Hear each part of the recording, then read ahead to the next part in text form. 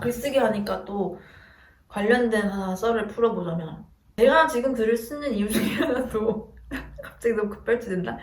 제가 지금 글을 쓰는 이유 중에 하나도 이제 제가 할 수 있는 그런 영역들 중에서 뭐 어느 정도 그래도 뭐 관심도 있고, 그리고 약간 썼을 때 주변 분들의 반응이라고 해야 되나?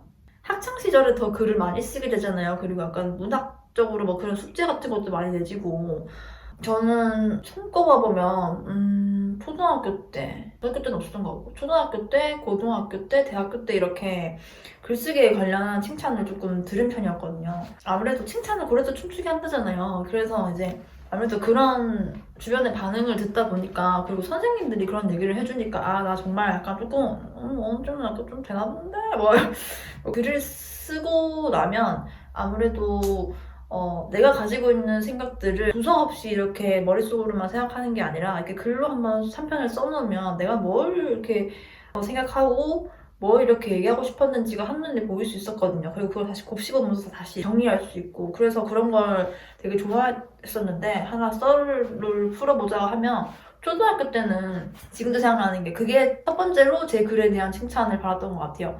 그때는 초등학교 4학년 때였는데요. 겨자씨의 꿈이라고, 그 내용이 지금 잘 기억이 안 나는데요. 아마 뭐 필독도서 중에 하나였을 거예요. 그래서 선생님이 이제 학급에 이제 친구들한테 전부 다 뭐 거기에 관련한 뭐 시를 쓰거나 아니면 뭐 독후감을 써라 뭐 이랬던 것 같은데, 저는 짧은 게 좋으니까 짧은 게 좋으니까 시를 썼던 것 같아요. 겨자씨의 꿈이라고 시를 썼는데, 선생님들 특징, 요즘 선생님들은 모르겠는데 선생님들 특징, 항상 갑자기 사람 긴장하게 일어나 보래요, 자리에서. 나 그때 그냥 뭐 하고 싶던 것 같은데 갑자기 일어나 보래요, 자리에서. 그래서 뭐지? 갑자기 부르니까 혼내는 건가 싶어가지고, 저 때는 되게 많이 혼 많이 났었거든요. 요즘 말도 안 되는 것 같은데 우리 세대 때는 되게 많이 혼났었거든요. 그래서 갑자기 일어나 보래요 이를 부르면서, 아니 이렇게까지는 아니었다. 이렇게 깡패까지는 아니었고, 아무튼 갑자기 일어나 보려고 이름을 부르셔가지고 쭈뼛쭈뼛하면서 일어났는데, 갑자기 그 시를 잘 썼다고 칭찬하시는 거예요, 선생님이. 그리고 초등학교 4학년 선생님이 조금 무서운 편이었어요. 그래서 더 긴장을 했었는데, 갑자기 칭찬을 하시니까 몸둘 바를 모르겠는 거, 어떻게 될지도 모르겠고, 그리고 그 분위기를 애들도 아니까 제가 혼나나 했던 것 같은데, 갑자기 칭찬해 주시니까 애들이 오 막 이렇게 해주는 거 있죠? 막 그렇게 해주는 거예요. 그러니까 막 더 부끄러워서 어떻게 어쩔 줄 모르고 막 이렇게 홍도 생겨가지고 그냥 막 이러고 있었는데, 선생님이 또 하필이면 읊어주는 거예요, 애들 있는 데서. 그래서 제가 한 자 한 자씩 따가지고 뭐라고 시가 아니구나, 사행시구나, 사행시를 썼는데 내용은 기억이 잘 안 나요. 겨자씨의 꿈으로 썼는데, 너무 아까운 게요. 제가 이사할 때 초등학교 때 썼던 일기나 뭐 그런 걸 다 모아놨던 걸 다 버려버렸어요. 나중에 안 볼 거라 생각하고. 아무튼 그 겨자씨 꿈이 아무래도 그 씨앗을 의인화해서 만든 뭐 그런 내용이니까, 씨앗이 인내한 고통을 겪고 그렇게 피어나기 전까지 너무 고통스러웠을 거다. 그런데 뭐 그런 걸 잘 했다. 뭐 이런 식으로 적었던 것 같아요. 그래서 처음으로 글쓰기에 관한 칭찬을 받았던 게 초등학교 4학년 때였고요. 중학교 때는 없었는데 지금 생각해보면 좀 억울하네. 내가 국어 선생님 그 내준 숙제 하느라고 얼마나 그 고생을 많이 하고 썼는데. 근데 따지고 보면 근데 그래도 그 선생님 때문에 그때 되게 글을 많이 썼던 것 같아요. 그때도 방학 숙제였나 이랬는데, 역시 인프피는 강제성이 없으면 안 되는가 봐요. 아무튼 그때도 숙제였나 아니면 수행평가였나 이랬는데, 수행평가를 마무리할 수 있는 시간을 주셨어요, 선생님이. 그래서 그 시간 안에 10장을 쓰라고 그랬나? 수행평가로 할 수 있는 거를. 근데 대신 그 10장 안에 뭐 수필이랑 시랑 그다음에 뭐 소설이랑 이런 걸 장르를 섞어가지고 그거를 네가 하고 싶은 거를 써라, 10장을. 이렇게 했는데, 국어 시간에는 아예 파일을 하나씩 들고 다니게 해줘요, 선생님이. 그 파일 안에 그 이제 우리 똥종이 있죠?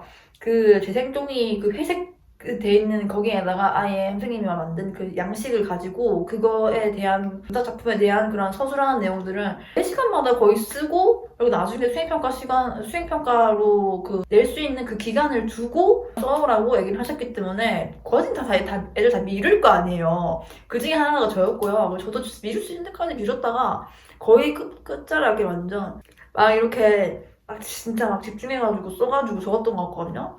그래서 선생님이 나한테 뭐 아무 칭찬 안 하셨나? 무튼 고등학교 때로 넘어가면, 고등학교 때는 제가 칭찬받고도 무슨 풀통으로 맞은 기억이 있거든요. 제 필통이 아직도 기억나는 그 미키마우스 그려진 철 필통이었는데 그걸 머리 맞으면 얼마나 아프겠어요. 근데 그거를 선생님이 때리더라고요, 갑자기. 그래서 지금 생각하면 문학 선생님이죠. 문학 선생님이 뭔가 칭찬을 해주고도 뭔가 머쓱하셨는지 모르겠는데 아무튼 저를 제 필통을 들고 갑자기 때리고 가셨는데 지금 생각해도 이거는 고3 때였던 것 같아요. 이거 아직도 기억나는데 고3 때 뭔가 에어컨 설치를 한다고 잠깐 그 설치를 청소였나? 에어컨 청소를 해야 되나 뭐 이래가지고 잠깐 이제 한 하루 동안 에어컨을 못 키는 그런 상황이었어요. 근데 그래서 너무 더워 죽겠는 거예요. 그 찜통 더위 뭐 이런 거 가지고 그리고 우리는 지금은 또 애들이 별로 없어서 그 뭐 반수도 작고 안에 같이 지내는 학생들도 이제 작다면서요. 근데 저 때만 해도 저 베이비붐 세대여가지고 한 반에 그득그득 12반까지 있었고 한 반에 그때 30명 정도 있었던 것 같아요. 그리고 끝번호가 숫자를 세니까 한 31번 아니면 29번 몇 개까지 있었거든요. 그래서 그 찜통더위에 그 한 반에 몇 평 안 되는데 그득그득 앉아가지고 그 막 더워가지고 전부 다 이렇게 막 부채질 하고 있는 더운 여름날이었는데 그때 갑자기 그때 고3 때니까 고3 때니까 내신으로 반영을 해주신다고 문학 선생님이 과제를 내주셨어요. 그래서 아무래도 문학 선생님이니까 뭐 본인 난쏘공 난쏘공 진짜 유명한 작품이죠. 난쟁이가 쏘아 올린 작은 공 그거를 가지고 본인 생에 가장 어려웠던 일이나 가장 뭐 힘들었던 일 뭐 이런 거를 쓰라고 하셨나? 뭔가 너무 섞여가지고 정확히는 기억이 안 나는데 아무튼 난 소공을 읽고 뭐 거기에 파생되는 뭐 그런 얘기를 한번 써라고 하셨던 것 같아요. 근데 그 19살이 뭐 짧다면 짧고 길다면 긴 뭐 그런 생인데 거기서 뭐 얼마나 많은 고생을 했겠어요 고등학생들이. 근데 아무튼 문학적 작품에서는 오발탄 뭐 이런 것처럼 전쟁 그 다음에 뭐 이제 옛날에 뭐 엄청 내려놓은 구전설화 뭐 이렇게 뭐 그런 얘기들을 배우다 보면은 엄청 고난과 역경 이런 게 많잖아요. 그래서 아마 또 그런 걸 넣어주지 않았나 뭐 싶은데 근데 그래서 그 난수공에 관련한 얘기를 뭐 적으라고 하셔가지고 저는 적었는데 제가 고등학교 때 좀 힘들었어요. 고등학교 때 좀 힘들었던 일들도 많았고 그러면서 제가 힘드니까 저희 엄마도 당연히 좀 힘드셨죠. 그러다 보니까 저희 엄마의 삶에 관한 얘기를 좀 더 많이 적었던 것 같아요. 저는 그 난수공에도 아마 부모랑 자식 얘기가 많이 나왔던 것 같은데 그리고 그때는 친구들이랑 막 그 과제가 내신에 반영되는 걸 아니까 그리고 서로 다 똑같은 주제를 받다 보니까 니는 어떻게 썼냐 저는 어떻게 썼냐 이러면서 막 이렇게 돌려보기도 하고 막 그랬었거든요. 그래서 막 쓰고 이랬었는데 친구도 니는 글은 잘 쓴다 뭐 이랬던 것 같아요. 제 친구들이 정말 그때 시절의 친구들이 정말 칭찬이랑 이런 거 정말 안 하는 애들이었는데 뭐 그런 식으로 한번 얘기는 해줬던 것 같고요. 근데 그거를 한번 우리끼리 뭐 읽어보고 막 크크크 막 웃고 막 뭐 니는 어땠다 저땠다 막 얘기하다가 이제 다 끝나고 난 다음에 다시 올라가서 그 무더운 여름날 막 에어컨이 안 되니까 더워가지고 막 혼자 막 이러고 있는데 선생님이 갑자기 또 상은대처럼 또 내 이름을 불러요 또. 안 부르면 안 되나? 너무 창피한 거예요. 그냥 나중에 그냥 차라리 그리고 선생님들 입장에서 보면 그게 더 창피할 수도 있겠네. 나중에 따로 뭐 이렇게 불러서 뭐 얘기를 하기에도 그러니까 수업 시간에 얘기하신 것 같은데 또 내 이름을 부르시길래 갑자기 그 쌤은 절대 내 존재도 모를 뿐인데 갑자기 그 내 이름을 부르길래 너무 놀려가지고 이거 또 그 쌤은 또 무서운 쌤이에요. 고등학교 1학년 때부터 뵀던 분이었거든요. 근데 고등학교 3학년 때까지 저랑 뭐 그렇게 뭐 제 이름 따로 부르시거나 할 그럴 일이 없어서 진짜 저는 존재감 없이 지냈다고 생각했단 말이에요. 근데 마지막에 아마도 선생님도 저를 모르니까 제 이름을 불러서 한번 얼굴을 보시려고 한 것 같아요. 그래서 저를 부르시길래 놀라가지고 막 이러는데 그때도 또 똑같은 분위기였어요. 초등학교 4학년 때랑. 왜? 저 쌤이 쟤를 왜 부르지? 다들? 이런 느낌이었어요. 그래서 놀래가지고 네? 이래가지고 네? 쭈뼛쭈뼛 또 이렇게 선생님한테 이렇게 보더니 선생님도 이렇게 또 약간 나이가 있으신 분이라서 이렇게 안경을 이렇게 내리면서 네가 막 이런 얘기를 하셨어요. 이런 비슷한 얘기를 해가지고 네 무슨 일이지 싶어가지고 속으로는 대충 이제 이런 속은 안 다음에 느낌이 이제 오더라고요. 그거 쓴 것 때문에 뭔가 그러신 건가? 근데 그거는 내 사적인 얘기랑 엄마 얘기랑 다 있어서 그런 내용은 잘 얘기 안 하셨으면 좋겠는데 속으로 뭐 그렇게 생각하고 있었던 것 같아요. 근데 다행히 선생님이 그런 얘기는 안 하셨고 네가 제일 잘 썼다고 얘기해 주셨어요. 그래서 갑자기 나 혼자 얘기하다 눈물 날 것 같네. 그 선생님도 정말 칭찬 이런 거 없으신 분이었는데 갑자기 이렇게 세우셔가지고 보면서 그런 얘기 해주시고 난 다음에 필통으로 맞은 건 제가 아마 그러고 난 다음에 앉아서 수업 듣다가 제가 졸아서 그런 것 같아요. 제가 정말 잠이 많거든요. 고등학교 때 아마 졸아서 그랬던 것 같아요. 그래서 선생님이 아까 칭찬해줬더니 졸고 있네 이러면서 필통으로 머리 갈기신 것 같아요. 그래서 근데 너무 아팠어요. 졸려 죽겠는데 막 또 한 대 맞고 그러니까 정신없고 말했는데 아무튼 그래서 그 필통을 맞은 기억이 너무 생생하고요. 옆에 앉아 있었던 친구였는지 아니면 대학선에 있던 친구였는지 그때 저희 반 반장이었던 것 같은데 그 친구가 저 보면서 웃었던 것 같아요. 제가 졸다가 또 맞고 그러고 있으니까 너무 웃겼겠어요. 그래가지고 고등학교 때는 그랬고요. 그다음에 대학교 때로 넘어가면 제가 별로 학교를 좋은 데는 안 나왔어요. 지잡대 중에 정말 아무튼 그런 학교로 나왔었는데 거기서도 글 쓸 일이 있을 거라고 생각을 안 했는데 아무래도 그러니까 지금 생각해보니까 글쓰기는 여러분 진짜 그냥 생애부터 끝까지 계속 있는 것 같아요. 글 쓸 일은 계속 있는 것 같아요. 문서 쓸 일도 있을 거고 사무직이 아닌 뭐 다른 데를 갔을 때라도 일단 자소서 이런 거 이력서는 꼭 써야 될 거 아니에요. 그래서 생애 내내 글쓰기는 있는 것 같네요. 그러니까 대학교 때는 글 쓸 일이 없을 거라고 생각했는데 제가 학과를 또 디자인 학과를 나와가지고요. 거기 컴퓨터로 계속 포토샵이랑 이런 거만 쓰다가 포토샵만 썼네. 그러니까 별로 글 쓸 일이 되게 없었거든요. 작가에 대한 꿈이나 뭐 글을 쓰는 거는 점점 더 멀어지고 있을 쯤이었는데 마지막에 제가 2년제 학교로 나와가지고 이제 2학년 때 끝쯤으로 가니까 아무래도 이제 다 취업 준비를 할 거 아니에요. 그래서 취업하려면 이력서를 써야 된다. 근데 그러면 이력서에는 자기소개서가 필수다 이러면서 이전에 자기소개서나 이력서를 잘 쓴 학생 거를 예제를 가지고 다니면서 보여주시고 그다음에 뭐 어떻게 써야 된다 이런 방법을 알려주시면서 너네도 써봐라 이러면서 과제를 또 주셨어요. 근데 처음에는 과제를 그 시간 안에 다 쓰러 가시는 거예요. 근데 저는 글을 쓸 때 좀 시간이 오래 걸리는 편이거든요. 제 생각 정리가 한 번에 잘 되는 편이 아니기 때문에 그리고 제가 아까 또 얘기 드렸듯이 조용한 분위기여야 좀 잘 쓸 수 있어요. 근데 옆에 이제 다 같이 있으면서 글을 쓰려고 하다 보면 그런 이제 알게 모르게 생겨나는 그런 소음들이나 그리고 친구들이 그때 어리면 어릴수록 입을 닫고 있나요? 닫고 있는 새가 별로 없잖아요. 열고 있는 새가 더 많기 때문에 집중이 안 되는 거예요. 분명히 이 시간 안에 다 못 쓴다 싶어가지고 선생님한테 먼저 손을 주고 얘기를 했어요.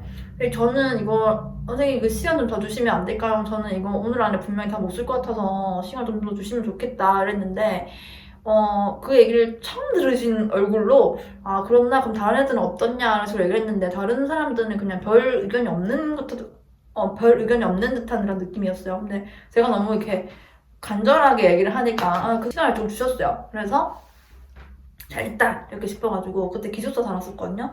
기숙사에 들어가서 이제 몰두를 해서 이제 한글 파일을 켜가지고 막 이렇게 썼죠. 이렇게 쓰고 그때 중점적으로 썼던 기억이 나는 거는 그 문단열 선생님 있잖아요. 영어 가르쳐 주시는. 근데 그분이 이것도 약간 무도에서 여장 특집 뭐 이런 거 썼을 때 나를 이렇게 피하라는 그런 뭐 시기가 왔을 때 얘기를 하려면 단 한 번에 나를 떠올릴 수 있는 무언가를 이제 빗대어서 얘기를 하고 비유할 수 있어야 된다 이런 식으로 얘기를 하시는 거 봤어요. 그래서 거기 써오신 학생분이 나는 카쿠라치다 약간 뭐 바퀴벌레에 비유를 하면서 자신의 장단점을 얘기하는 뭐 그런 게 있었던 것 같거든요. 정확하진 않아요. 근데 아무튼 그런 얘기가 생각돼서 저도 저를 하나로 표현해야 되는 그런 얘기가 있어야 될 것 같아가지고 불도저라고 얘기를 했었거든요. 추진력 하나는 좀 있는 것 같아가지고 제가 하고자 하는 건 어떻게든 하는 편이었어요. 그러니까 그게 잘 되든 잘 안 되든 간에요.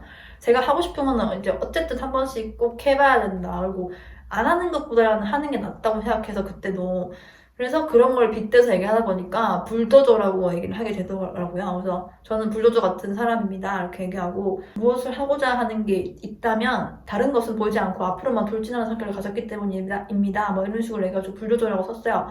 이렇게 얘기를 하고 또 그때도 아직 20대 초반이니까 내 생애에 대한 얘기보다는 이제 자라온 환경 이런 걸 얘기하다 보면 부모님 얘기가 빠질 수가 없잖아요. 그래서 얘기하다 보니까 또 그런 얘기가 들어가서 이제 또 엄청 길어졌어요. 과제를 제출하고 다음 시간이 돼가지고 다시 교수님을 만났는데 그 교수님은 진짜 대놓고 저를 되게 칭찬을 많이 해주셨어요. 그래서 되게 감사했거든요.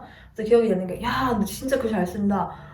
네 이런 재주가 있었는지 모르겠다 뭐 이런 식으로 얘기했었던 것 같은데 아무튼 야 너 진짜 글 잘 쓴다 하는 얘기는 제 뇌리에 박혀있어요. 그래서 그 얘기를 듣고 저는 또 이제 다른 친구들도 있고 하니까 그래서 그냥 수줍게 웃고만 막았죠.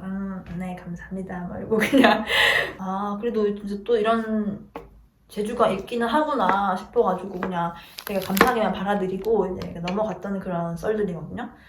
본인이 뭘 잘한다는 기준을 세우려면 뭐 주변 사람들이 뭐 가반을 안 놔준다, 뭐 주변에서 뭐 이렇게 인정을 해준다 뭐 이런 얘기를 하잖아요. 그런데 그것도 나쁘지는 않을 수 있지만 본인이 하고 싶으면 좀 했으면 좋겠어요. 물론 그래도 이제 대중들의 평가가 아주 중요하고 그다음에 뗄래야 뗄 수 없는 관계이긴 한데 그런데 저는 모르겠어요. 그냥 사람들이 본인이 하고 싶은 거 꼭 했으면 좋겠어요. 이게 몇 시냐? 시간을 알 수가 없네. 먹으면서 조금 이렇게 주저리 썰을 풀어보는 그런 영상을 준비해봤는데요. 고찰 시리즈 문두녹 한번 해보려고 합니다. 이 영상을 몇 초로 쓸 수 있을지 모르겠다만 오늘도 제 영상 봐주셔서 감사합니다. 막 팔이 흔들려. 다음번에는 다른 주제로 찾아오도록 할게요. 감사합니다.